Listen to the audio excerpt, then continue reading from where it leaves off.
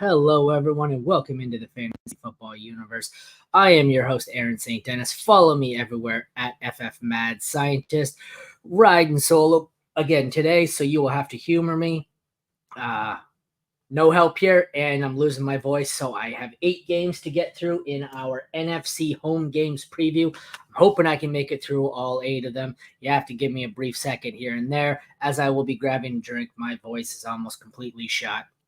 Took my son to a baseball game last night, and between, kind of the chilly weather at night and the yelling and screaming for our team, it has left me with a faded voice. But I am here. We're going to get through it.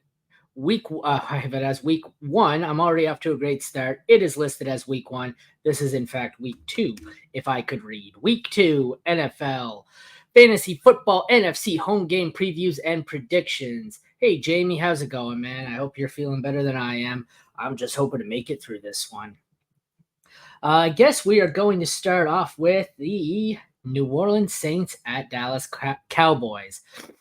I think I've said this before. I'm a Saints fan. Kind of Saints, kind of Lions. Lions are close by. I thought this team was going to be freaking awful. So it remains to be seen. I guess we're going to learn a lot about the Saints this week. Are they actually good and I was wrong? Or more likely, was I right and the Carolina Panthers are epically bad? We'll get into this one. We've got the quarterbacks here are Derek Carr versus Dak Prescott. It is the 18th best matchup for Carr, 22nd best matchup for Prescott. Dak, I think, is the probably a low-end QB1 for me here. Definitely still firing him up. Derek Carr, I am willing to fire up in a super flex league as a high-end QB2. I think he comes back down. This Dallas defense is notably better than Carolina last week. Single QB league, I don't think I'm firing up Carr. I guess there's situations where you're desperate. Like I know if you had Trevor Lawrence as your starting QB, you don't like the matchup there with Cleveland.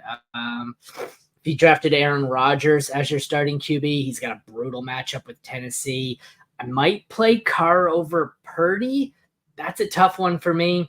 I like Purdy better. I'm not a fan of the matchup with the Minnesota secondary. They look like they could be onto something good there. But Carr is definitely playable in Superflex. As far as the running backs go, we've got Alvin Kamara. Jamal Williams burst back onto the scene, doing a little something there, scoring his first touchdown since he led the league in touchdowns 2 years ago. Dallas has Ezekiel Elliott, Rico Dowdle. They do have Dalvin Cook, don't they? He's not listed on the roster here. No difference. Let's see. For the Saints, it's the 15th best matchup, so middle of the pack. Cowboys, it is the worst matchup. Not a great run defense to face in New Orleans. I am avoiding Zeke pretty much everywhere. I don't think I have much Dowdle. I guess Zeke is maybe a desperation flex if you really have to, but I don't see him anywhere in any of my starting lineups outside of a desperation flex. Alvin Kamara, I have at 13. He is a high-end 2, low-end 1, obviously. Jamal Williams, I am not touching. The wide receivers here, we've got Olave for the Saints, my guy Rashid Shaheed, A.T. Perry, nothing really else of note. On Dallas, we have CeeDee Lamb, Brandon Cooks, Kevontae Turpin, Jalen Tolbert. I should add, actually, Kevontae Turpin's an interesting one. If you're in a league like Scott Fishbowl, where they reward returners, especially Scott Fishbowl, where they really reward return yards, Kevontae Turpin's useful. He's a good kick returner. Most leagues, he's useless. The matchups here, we have 20th best matchup for Dallas, 24th best for Olave.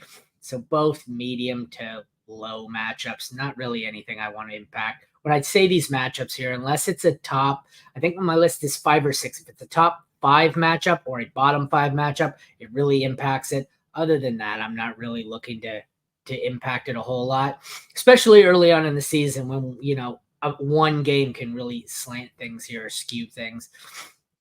CeeDee Lamb, obviously you are starting. He is my wide receiver 1 this week. I will have 2 Saints start worthy here. The highest for me is Chris Olave at Chris Olave, they're lower than I would have expected. Olave at 27. Shaheed at 37.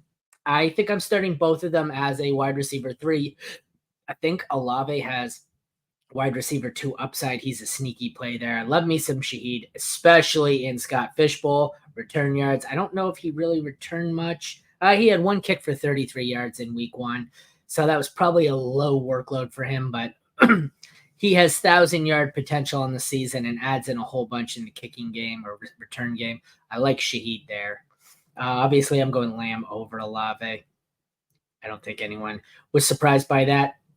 Tight ends here. The Saints had 3 of the top 10 tight ends in week 1. Juwan Johnson, Foster Moreau, Taysom Hill. They have the 5th best matchup, so it's a good spot. I believe in my sit-start category, Juwan Johnson is the guy I'm looking to stream. I have him. I don't think I have him in the top 12. I have him just outside. Actually, Taysom Hill's my highest. He's at 11, but that's the Taysom Hill effect. I have Johnson actually at 16. I have Moreau at 22. The Dallas side of the ball is interesting. Jake Ferguson, he gets the 2nd worst matchup, so it's really bad. You also have to add in, I'm not sure exactly how healthy he is, so that scares me. I don't currently have him in my rankings, or did I just move him down? Oh, I did. I moved him right down. Him and Schoonmaker, Luke Schoonmaker, the backup, are 31 and 32 on here. If Ferguson starts, he's going to move up into starter range, probably borderline low-end tight end 1, so 12, 13, 14 range. If Ferguson doesn't play, Schoonmaker's going to move up, but it's going to be more in the range of tight end 15 to 18. So he'll be a streaming option if you need one, but this isn't a great matchup. I don't have a whole lot of faith in him, so probably looking to get away from Schoonmaker. I will fire up Ferguson, though, if I have the opportunity. Next up on the agenda, rematch of the 2nd round of the playoffs last year, Tampa Bay Buccaneers at Detroit Lions. Start with the quarterbacks here. We've got Baker Mayfield, Jared Goff. Who would have thought a couple years ago that this would turn out to be 2 really solid fantasy quarterbacks? Goff gets the 3rd best matchup here, and looking for Baker. Baker gets the 13th best. So great matchup for Goff, average matchup for Baker. I like both of them here. I think they're both high-end QB2s. Baker I've got at 13. Goff I actually have up to 10, so I'm pretty high on both of them. You are starting both of them, obviously, in Superflex. You're probably starting both of them in 1 QB unless you've somehow managed to stack a much better quarterback. But like I said, Goff's at 10 for me, so there aren't many quarterbacks above him in the rankings. The running backs are interesting here. For the Tampa side, we have Rachaad White. Gave up a lot on the ground to Bucky Irving. He still had all the pass downs worked. 6th worst matchup for the Bucs. The Detroit side of the ball, 10th best matchup for the Lions. Jahmyr Gibbs, David Montgomery, still kind of an even split here. I know. So it's 11 rush attempts for Gibbs. 4 receptions. Montgomery got more. He got 17 rush attempts. So all the passing work went to Gibbs. It was about a 60-40 split for Montgomery. That's why I was all over Montgomery. I think he was a great value. He's clearly the rushing downs back. Having said that, my highest in this one, it's going to be Gibbs, White, Montgomery, Irving. I think Irving has some David Montgomery potential here where he's just going to be the boring rushing downs back. I think he might get some of the goal line work. It's enough to be a problem. Both these starters were really highly drafted, and their backups or their 1B is enough to be a problem. I got Gibbs at 10, Montgomery at 17, Rachaad White at 23, and it's probably going to be a ways down for Bucky Irving. He's in the 40s, but like I said, I'm firing up Gibbs as a low-end one. I think I feel comfortable with all 3 of Gibbs, Montgomery, and White as my RB2. I don't know. I know I have Gibbs ranked as an RB1. I think it's, there aren't really any bell cows here. I don't really want him as my one. Bucky Irving, it's a desperation stream. I think he's more of a stash than anything. Moving on to the wide receivers. Tampa, we've got Mike Evans, Chris Godwin, and Jalen McMillan, who I really liked. He looked average, but he did get a touchdown in week 1. They also have Trey Palmer, but I think McMillan's the guy for the third, or, the up-and-comer there. Second best matchup for the Bucs. Lions side of the ball, we have Amon-Ra St. Brown, and the other guy I've been on all offseason, Jameson Williams. This is the worst matchup for opposing receivers. I think I have St. Brown the highest. I'm sure I have St. Brown the highest despite the matchup. I have him at 4. Then it's going to be Mike Evans at 10. Chris Godwin at 18. Jameson Williams cracks the 20s for me. He's at 21. I'm going to move him down at some point. That scares me. He's kind of a scary deep threat option here where I don't necessarily know if I love the matchup here. And I think he's going to have, just based on the role he plays, some boomer bust weeks here. You can start him as a wide receiver 3, but just acknowledge he's going to have some ups and downs. Jalen McMillan, desperation flex. If you got to stream him, you can. I think I've got him way down. He's outside top 40 for me. He's at 52. So it's not great, but I'm sure there's rosters in, my 100 leagues that I'll be starting him. And I don't hate it. I don't look at him and go, oh, I've got to start him. I've got one lineup where I was really desperate. I lost like 4 players in week 1. And one of my flexes is going to be Devon Vele. And I'm like, oh, I don't love it. I feel better if I have McMillan as my flex there. It's not something I hate. It's not something I'm actively looking to target. I don't want it in a lot of leagues, but it is what it is. Tight ends here, we have the most frustrating tight end in football, Cade Otton, 13th best matchup. He's always on the field. He just never does anything with it. Sam Laporta, 19th best matchup. I am sure Laporta is ranked considerably higher. Let me switch tabs here. Sam Laporta is my 1. Cade Otton is down at 18. He is a desperation stream, I guess, if you need to. I'm not really looking to do it there. Sam Laporta is a must start at all costs. I've actually tried to trade Sam Laporta in a couple of dynasty leagues, despite the fact that he's my number 1 this week. I'm really jumping on the Brock Bowers train, and I've tried to sell high on Laporta here and go Laporta for Brock Bowers and an additional piece or an additional pick. We'll see how that pans out, but I'm certainly still all in on Sam Laporta. I just think Brock Bowers is younger and is going to have some real upside here. We've seen in week 1. He's a player right off the bat. All right, next game we've got Indianapolis Colts at Green Bay Packers. The quarterbacks, the lowest pass volume or lowest pass attempts of week 1 goes to Anthony Richardson for the Colts against Malik Willis for the Packers, who's stepping in for the injured Jordan Love. 8th best matchup for Willis, 10th best matchup for Richardson, so a plus matchup for both. Richardson's obviously a must start. I have him as QB4. Malik Willis, I have his QB 27. He's unstartable, even in Superflex, unless you're desperate. He's a stash for me and see how it pans out.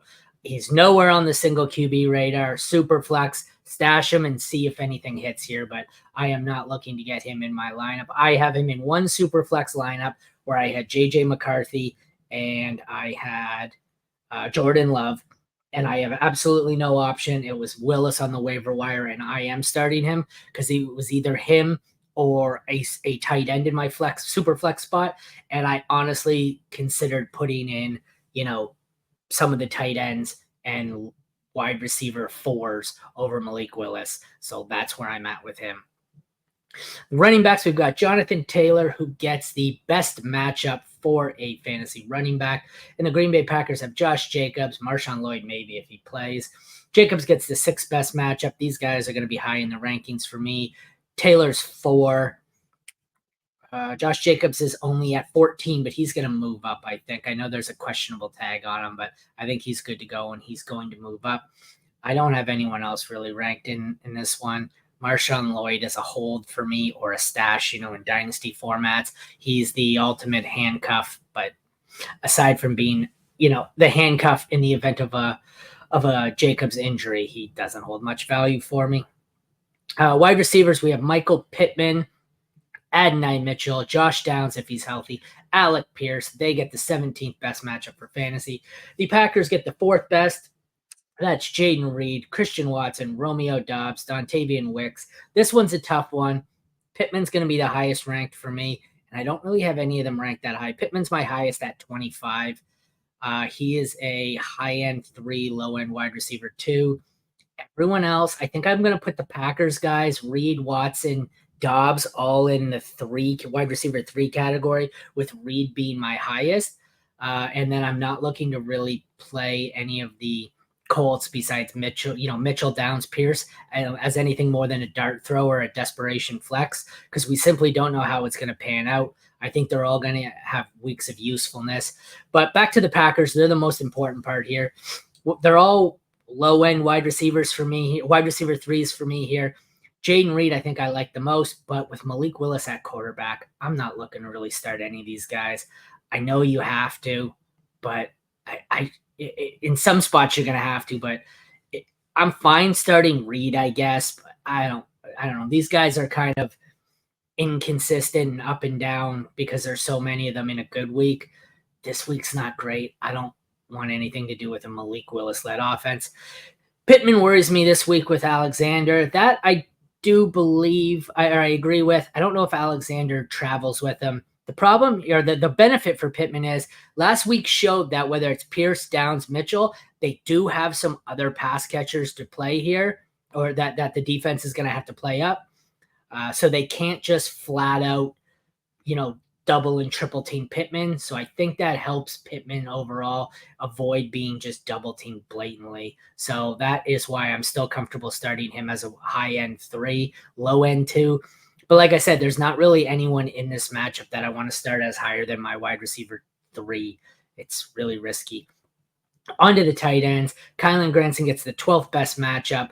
On the Packers, it is Tucker Kraft, Luke Musgrave, health depending. 21st best matchup, so not a great matchup. Not really interested in any of these tight ends. My highest one is a Packer, so I have Musgrave at 26, Kraft at 28, waiting to see who's healthy and who's not. I don't think I have Kylan Granson anywhere near here. He's down at 41. I'm not looking to start any of these tight ends. Wasn't really looking to start a Packers tight end. I like Musgrave. Wasn't really looking to start one anyways. But with Malik Willis at quarterback, I am just, pretty much all out on this offense. With the exception of Josh Jacobs. I think Jacobs is going to be leaned on and have just a shit ton of volume. All right. Let's go to our next game. San Francisco 49ers at Minnesota Vikings. We start with Brock Purdy versus Sam Darnold. 12th best matchup for Darnold. Excuse me. Worst matchup for Brock Purdy. Take that for what it's worth. 1 week sample size. New York Giants were their opponent. Not really. I don't think the Vikings are going to be the worst matchup for quarterbacks. I don't think they're a good matchup for quarterbacks. Having said that, I think I still have Purdy at 14. And Sam Darnold is way out. He's at 26. Darnold is a start him if you have to in Superflex. Other than that, he's not on my radar. Brock Purdy is likely going to be in your lineup unless you have a much, much better option, which is probably not likely at this point with how inconsistent quarterback's been so far. Or how awful it's been, I guess. Running backs, we have Christian McCaffrey, who is likely to not play this one, which brings us back to the Jordan Mason effect here. He has the 4th worst matchup against Aaron Jones on the Vikings, who is the 19th best matchup. I don't know if I have this one ranked or adjusted just yet. I do, okay. So I have CMC out of my rankings. I think at this point I've just assumed he's done. Aaron Jones is my highest ranked. He is at running back 19. Jordan Mason I have low. I think I took McCaffrey out, but I didn't bump Mason up. Did I bump Mason up? I can't find Jordan Mason here. Oh, I did. Never mind. I accounted for it. I have Jordan Mason at RB11. So there we go. Excuse me, guys. Like I said, whatever 49er starts at running back in this game, it's they're going to be an RB1, so I'm comfortable starting Mason, obviously CMC if he does play, but he won't. Josh Jacobs, I think, is a high-end to mid-range RB2 at worst, and that's all I'm looking to start there. Ty Chandler's not really on my radar. I'm sure there's situations where teams are absolutely desperate for a flex, and they can, but I don't love it. The wide receivers here, we've got Deebo Samuel, Brandon Ayuk on on the 49ers, 16th best matchup. The Vikings have Justin Jefferson, Jordan Addison, Jalen Naylor, who came out of nowhere to kind of play the TJ Hawkinson role, the coaching staff said, which is interesting. 10th best matchup there. JJ is going to be my highest ranked when I flip over here. I can pretty much guarantee that. JJ checks in for me all the way down at 12, a whopping 12. Debo checks in at 13. Ayuk at 17. Ayuk worries me quite a bit. Looked out of sorts. Team, he even said in between the weeks here that he didn't feel up to game speed. And this is what I hate about the holdouts. Even if they're here for week one, they've missed a ton of practice. It even looked to affect CeeDee Lamb. So that's definitely a thing. Jordan Addison I have as basically unplayable. He's down in the 50s for me. So I am not looking to start him anywhere. On to the tight ends, one of my favorites, George Kittle for the Niners, 22nd best matchup. Minnesota, it's the 5th worst matchup for their tight ends. Josh Oliver, Johnny Munt. Is it Johnny Munt? It is Johnny Munt. I'm surprised I remembered that. Not a great matchup either way. Kittle is going to check in for me in the top 5, I think. Let me check. Kittle is at 4. Vikings tight end, we scroll all the way down to... still scrolling. Josh Oliver at 35. That's not great. So, obviously, you are firing up Kittle, who could definitely see an increased role if Brandon Ayuk is not up to speed here. But, you're not really considering anyone on the Vikings. Next game on the agenda. Next, we have the New York Giants at Washington Commanders. Sorry, guys. Let me find this one here. All right. Quarterback Daniel Jones. Yay. Gets the 2nd best matchup because Washington's defense looks terrible. Jaden Daniels gets the 15th best matchup because, the Giants look terrible. So, I assume Daniels is high up for me. He is. He is my QB5 because the Giants are freaking awful. Daniel Jones is QB17, and I know that doesn't sound like much, but given how Daniel Jones has played, that's sky high. He's one below Burrow. Tells you how juicy this matchup is. So you are firing up Daniels pretty much unless you own a top 4 quarterback. And even then, I have him above Mahomes this week. I have him behind Allen, Hurts, Lamar, and A-Rich. Then it's Jaden Daniels. And Daniel Jones, I'm plenty comfortable playing as my QB2. I don't expect the world from hope he chips in some rushing yards. Single QB league, I probably don't want to go to him. I'm sure there are leagues and managers out there that are absolutely desperate. And if you have to, start Daniel Jones. Never thought I'd say those words.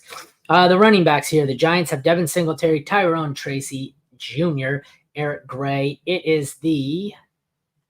Where the hell are the Giants on my graphic? It is the 12th best matchup for the Giants, 11th best matchup for the Commanders. Brian Robinson, Austin Eckler on that side. Brian Robinson should be my highest rank considerably, and if he's not, I'm going to change it. He is. He's at 21 for me. Turns out I was wrong on this one. I'll take the hit here. Austin Eckler is not a thing. This was the Brian Robinson show. I am fine with Robinson as an RB2. My next highest after this is going to be Devin Singletary at 28. He was also someone who got more of the role or more workload than I thought. Tyrone Tracy didn't do much. We have Austin Eckler down in the 30s. I don't want to start him unless I'm absolutely desperate. And I don't even think I have anyone else here, Tracy or Gray. I have Gray and Tracy both in the low 60s. So that's where I'm at with that. Not looking to fire up either of them. But Singletary and B-Rob are both good RB2s here, I think. They're boring, but who cares? Sometimes that's what you need, just that consistent guy in your lineup. They can't all be boom or bust with high upside. You'll take the W on Eckler? Yep, I do believe you said that. I was wrong. I just thought at very least he'd factor into the passing game. At one point I looked up, and before the game was out of hand, it was like 1 carry for 1 yard, one reception for 2 yards. This looks like one. I will admit the loss here. It looks like it is the B-Rob show. I did acquire a couple of shares of them because I love these ambiguous backfields. in hindsight, this is one I wish I had loaded up a little heavier on. Wide receivers, the Giants have Malik Neighbors, Wan'Dale Robinson, who I wanted to mention because he did not do, like, he had 12 fantasy points last week. He had 12 targets. I know it doesn't sound exciting. He's a decent waiver ad. Any player who has double-digit targets is worth monitoring. 12 targets for Wan'Dale. He only cut 6 of them because, well, Daniel Jones targets, you're going to catch 50% of them. Only turned it into 44 yards, but Wan'Dale has some explosiveness to him. He's shifty. He's a little guy. I get it, but he's got great potential out of the slot, and I'm never ignoring a guy who puts up 12 targets in a single week on any offense. They are worth taking a look at, especially in PPR here. It's the best fantasy matchup for Giants receivers. I said Neighbors, Wan'Dale, Slayton, Hyatt, Smith-Marset. On the Commanders, we have McLaurin, Luke McCaffrey, Olamide Zaccheaus, Diami Brown, Noah Brown, a lot of Browns there, and Jamison Crowder. It is the 13th best matchup for them, so favorable matchup for both teams. It is a juicy matchup for your New York players here. I'm sure Neighbors is my highest on both squads here. Excuse me. Neighbors at 16. My next highest is going to be Terry McLaurin. Let me find him here. Terry at 32. Not really interested in starting anybody else. I will stash Luke McCaffrey, especially in Dynasty. He only got 3 targets, caught them all last week. He has some potential here because there's nobody else really to throw the ball to. And like I said, Wan'Dale Robinson, maybe not someone I'm looking to start. You can desperation flex him. He is definitely a worthwhile waiver stash in a deeper league. Like I said, 12 freaking targets. I'm never ignoring 12 targets. I don't care who it is. I don't care what team they're on. The tight ends, Theo Johnson and Daniel Bellinger for the Giants. They get the third worst matchup for a tight end. On the Commander side, Zach Ertz doing what he does, ruining things for a good young tight end, ruining it for Ben Sinnott. That's what he did in week 1. 14th best matchup for them. Not a great matchup for either of them or anyone in this game. I would say Zach Ertz is my highest ranked tight end. I will double check here. Giants and Commanders. It is Zach Ertz at 19. He is a desperation tight end if you have to, or in 2 tight end. I do have a few of those leagues, actually, but desperation there. Ben Sinnott next at 38. At some point, Sinnott's going to overtake that job, but for now, Sinnott's value is being killed by Zach Ertz. Like I said all offseason, I'll take the W on that one. Theo Johnson I have at 40. He is a guy I loved. I love the talent coming out of college, coming out of Penn State. I am holding him everywhere. Keep in mind, there could be some admitted bias here. He went to the same high school as me. He lived in the same city as me. So it is what it is. Maybe a little homerism here for me. Next up, we've got the Los Angeles Chargers and Carolina Panthers. That is an interesting matchup, to say the least. One sec, guys. I can't find the damn game. Oh, it's a 1 o'clock game. That's why. Justin Herbert for the Chargers. Bryce Young for the Panthers at quarterback. Not pretty. For Herbert, it is. Why can I not find Justin Herbert here? Sorry, well, 21st best matchup for Bryce Young. Well, I look for Justin Herbert. It's the 6th best matchup for Herbert because his Carolina defense was absolutely awful last week. I don't think I have either of them ranked inside the top 20. I have Herbert at exactly 20. Bryce Young I have down at 30. I only have 32 quarterbacks ranked. He is above Will Levis and Gardner Minshew. That is it. That tells you how low I feel about him. I'm holding on to him still in Dynasty because of his draft capital. But, maybe that New Orleans defense was legit. But if he continues it this week, I'm getting ready to cut bait here. This has got Zach Wilson 2.0 written all over it. It does not look good. Herbert, I'm not completely out on. He didn't look great last week. He was average. Actually, he was below average. But I don't know. I don't think the Raiders are a terrible defense. I think the Panthers could be a terrible defense. So Herbert's another one where I'm not going to drop him, but I'm fine with him as my QB2. I don't really want to start him as my QB1 in single QB unless I have to, but I'm starting to sound the panic alarm on both of these guys if they don't do something this week against bad defenses. Running backs. Chargers have J.K. Dobbins, my other loss of the offseason as of now. I thought this was a Gus Edwards backfield. It was definitely a J.K. Dobbins backfield. He was my number one waiver wire claim of the week. Also there, Kamani Vidal, Hassan Haskins not playing a role. Second best matchup for J.K. Dobbins. If you check out my sit-start guide for offense and defense, like IDP, there's a lot of Chargers in there. On offense, on defense, I'm starting every Chargers team I can, or every Chargers player I can. Panthers, we've got Hubbard, Sanders, Blackshear. Blackshear is an interesting one if you're in Scott Fishbowl. I added him. Nobody outbid me. If you're in Scott Fishbowl and Blackshear is on your roster, go get him now. He was the number one scorer in week 1 of all players. He put up 204 all-purpose kick return yard, or all-purpose and kick return yards. Other formats that don't include return yards, he's useless. But if you are in a Scott Fishbowl-like league with return yards, Blackshear may be a top 10 player for you. As I said, he's the overall number 1 last week in Scott Fishbowl scoring, which I didn't even know until yesterday. I went in, added him in Scott Fishbowl, or yet the day before, put a claim in on him, put a $0 bid in, got him. So it's amazing. Let's take a look at the matchup for Chubbard and the Panthers. 20th best matchup.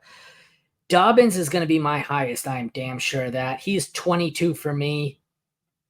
Gus is down at 31. My highest Panther is Chubbard at 39. I don't really want to start any Panther.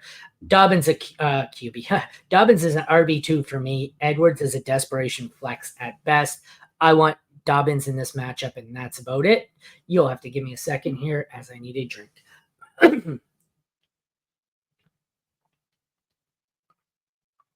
And I'm back and trying not to lose my voice. Chargers side for receivers, we have Josh Palmer, Ladd McConkey, Quentin Johnston getting the 22nd best matchup.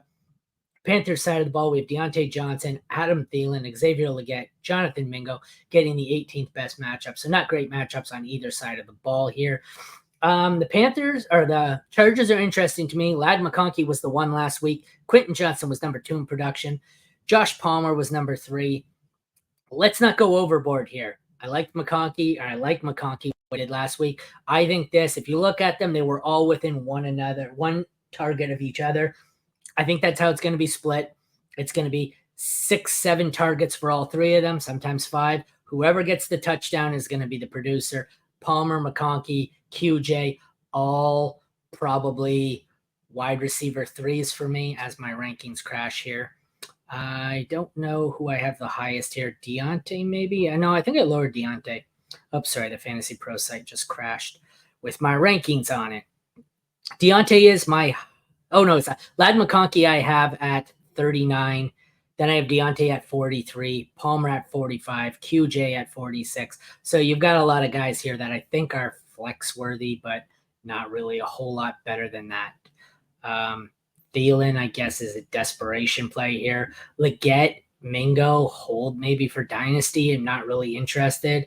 I'm still the Quentin Johnston guy on the Chargers. I just like the size and the speed. I know it sounds stupid.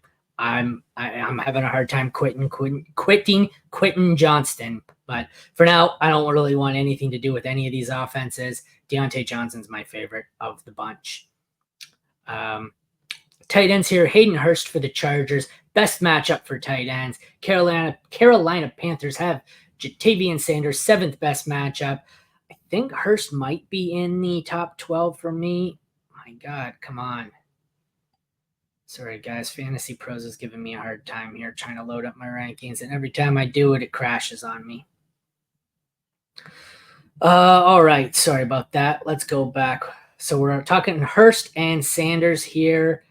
I actually don't have any of them ranked that high. They're both in the low 20s for me. I would be surprised. I thought Hurst I would have had ranked higher. I might be moving him up here. I think Hurst is a playable tight end too, just because of the favorable matchup. Not a whole lot more. Jatavian Sanders is a dynasty hold or a dynasty stash for me, but not much interest in anything else there. All right, let's move on to the next game, and hopefully we can get things on track here. Actually, we do have a question first before we move on to Los Angeles Rams at Arizona Cardinals. Would you rather pick up Luke McCaffrey or Bateman in Scott Fishbowl? Luke McCaffrey, Bateman, I don't think has a whole lot of upside left. I was on that too. I like Bateman as a rookie, and I said, oh, Bateman, it looks like, he could finally be healthy and he could be all right. I am about ready to give up on Bateman. Where's the Baltimore game here? Let me double check that, Jamie. I want to see his exact stat line last week. Rashad Bateman, 2 catches, 5 targets, 53 yards. So not awful. Like, he had more targets. Than McCaffrey. I don't know. He's never healthy. He doesn't do a whole lot. I'm going McCaffrey here just because I think there's more upside. But I don't particularly love either. One's a case where I like the talent better for Bateman, but Andrews, Zay Flowers in front of him, low pass volume offense. McCaffrey, I like McCaffrey based on the fact that his last name's McCaffrey, and he has almost no one in front of him on the depth chart, but that Washington offense doesn't look great. I think they're both mediocre options. On to the next game here. We have the Rams at the Cardinals. Matthew Stafford, Kyler Murray. Kyler Murray, 19th best matchup. I believe Stafford has a good one. Stafford does. This is the best matchup for quarterbacks. Kyler is my QB7. Stafford checking in at QB10, which tells you how juicy this is. I am firing them both up. Having said that, I thought it was going to be like this last week for Stafford against the Lions, and it was a much more low-scoring defensive battle than anyone expected, but the Arizona Cardinals do not have the Detroit Lions defense. Moving on to running back, we have Kyren Williams for the Rams. Ronnie Rivers, Blake Corum, yada, yada, none of them really doing anything. It's just Kyren, 25th best matchup. James Conner for the Cardinals checks in with the 3rd best matchup. Trey Benson's just a stash here. I guess you're stashing Corum too, but it's a long-term stash because Ronnie Rivers seems to be the backup right now because he knows the pass blocking schemes is the way it was described on the broadcast. Nothing surprising there. This one's going to be Kyren Williams and James Conner. Kyren at 7, Conner at 9. I am high on both of them. Pretty good matchup for both of them. You are firing up both of them if you have them. Moving on to the receivers here. Cooper Kupp is once again a must start for the Rams. 9th best matchup. Demarcus Robinson, Tyler Johnson. Also, the two of them kind of had an even target amount. Both of them are desperation flex, I guess, worthy. The Cardinals here, 14th best matchup for Marvin Harrison Jr., Greg Dortch, Michael Wilson, who I had some hope for, but never really seems to do anything. I don't know what the hell's wrong here with the Fantasy Pros rankings, so I'm just going to wing it. I have Cooper Kupp as a must-start wide receiver 1 this week. Wide receiver 1, low, really risky, volatile 1 for Marvin Harrison Jr. here. I think you still have to start him, but, he's a rookie. They take a few games to get into it here, so I wouldn't go too high on him, get too crazy. Obviously don't give up on him and drop him right off the bat here, but, rookies, they take time. Close out this game with the tight ends. Colby Parkinson, 18th best matchup, should have a decent role here with no Cooper Kupp, so I'm not necessarily looking to start him, but he is stream worthy if you don't have a better option. Trey McBride, 9th best matchup. He is an absolute must start, so I am starting him just about everywhere. And before we get to our final game here, let's see what Jamie has to say. Will Corum get some work this week with Kyren's? No, that's the problem. I was just saying that. I was listening to the broadcast on this one. I think if someone gets the work because Kyren's struggling, I think it's Ronnie Rivers. They were saying that they want to ease Corum along and they have no interest in really giving him significant work right now. It doesn't sound like he's picked up all of the blocking schemes, and they have more faith in Ronnie Rivers to execute the blocking schemes, and that's more of what they're looking for. I guess in theory, if Kyren were to go down with injury and they're not just looking for a well-rounded player and they're looking for pure offense, I guess Corum would get in there with the, the offensive. I get they're all offensive, but the ones where you're the target or you're the ball carrier and then Ronnie Rivers would be in on the blocking down. So no, I think Corum's a stash in Dynasty, but I don't see him having a whole lot of value rest of season. just based on the way the coaching staff is talking about him. Although, things change pretty damn quickly. But all right, we'll close this one off here before I lose my voice. Monday Night Football, Atlanta Falcons, Philadelphia Eagles. Kirk Cousins looked terrible in week 1 with his new team here. Jalen Hurts for the Eagles. The matchups, as I scroll through here on my charts. If you want these matchup charts that I'm scrolling through, head over to fantasyfootballuniverse.com. We have matchups for everything, offense, defense, every damn position you can find. Kirk Cousins, 11th best matchup, 20th best matchup for Jalen Hurts, so it's just kind of in the middle. Jalen Hurts, I think, is my QB2. Fantasy Pros rankings crashed, so I can't see what my rankings are. He's top 3 at worst. Kirk Cousins still looking to fire up as a high-end 2, low-end 1. Think he's going to bounce back. It's the same as I said with Caleb Williams, though. Whether you believe in them or not, new offense, new pieces, take some time to gel. Don't just jump ship when they don't come out and put up 50 points in week 1. Still willing to start Cousins, obviously starting Hurts. Running backs here, we've got Bijan Robinson, who finally appeared to rid himself of Tyler Algier, who was minimal in last week's attack. For Bijan, it is the 21st best matchup. Eagles side of the ball, good God, it was the Barkley show. I'm not even going to mention anyone else, just Barkley. He gets himself the 6th worst matchup. I don't care. These are, I believe Barkley is my RB1 right now with CMC out. Bijan might be my 2 or 3. As I said, the Fantasy Pros rankings app is down, so I don't have time to go in and load up another screen and hold up the show, so I'm going to wing it. Both of them are top 5. You're starting both. I don't really want anyone else. Algier, Gainwell, Shipley, nothing else here to see. Moving on, wide receiver Drake London, Darnell Mooney, Ray McLeod, who led the team in targets last week. 3rd best matchup for the Falcons. Eagles side of the ball, it's the A.J. Brown and Devonta Smith show. 5th worst matchup. I don't care. A.J. Brown's a top 10, probably top, I would say 7 or 8 for me this week. Devonta Smith is a wide low-end 2, high-end 3. Same for Drake London. I think I prefer Drake London just because he's the 1, whereas Smith is obviously the 2. I mean, I guess you could say Pitts could be the 1 in Atlanta, but I think Smith and London have a same outlook here, same range of outlooks. That's why I was lower on London. I thought he was overdrafted. A.J. Brown's the absolute must start. You're probably starting Smith. You're probably starting London. There's not much you can do. They're too highly ranked. Nobody else really here. Ray McLeod, I get it. He led the team in targets. It probably won't happen again. The tight ends, start them both. I think I have Pitts as my tight end 5 or 6. He's start worthy. I like him. I think that this offense gets much better. Dallas Goedert is always on the tight end 1-2 borderline for me. Let me double check the matchups here. Not that they really matter this early on in the season, but 17th best for Pitts. And for Goddard, it is why can I not see Dallas Goedert? For Dallas Goedert, it is the 10th best, so it doesn't really impact him. Start Goddard if you got him. Definitely start Pitts. There's no way I'm sitting Pitts. McLeod or Lazard this week? 1 sec. I just want to check something here. I got to look up Lazard. I want to see something. Lazard, I think you got to start Lazard. I know he's not going to score the 2 touchdowns, but he's an Aaron Rodgers guy, and he was clearly the number 2. Caught 6 for 89, 9 targets, though. I know Ray McLeod was the leading target, but it wasn't anywhere near that impressive last week. He had 4 for 52 on 7 targets.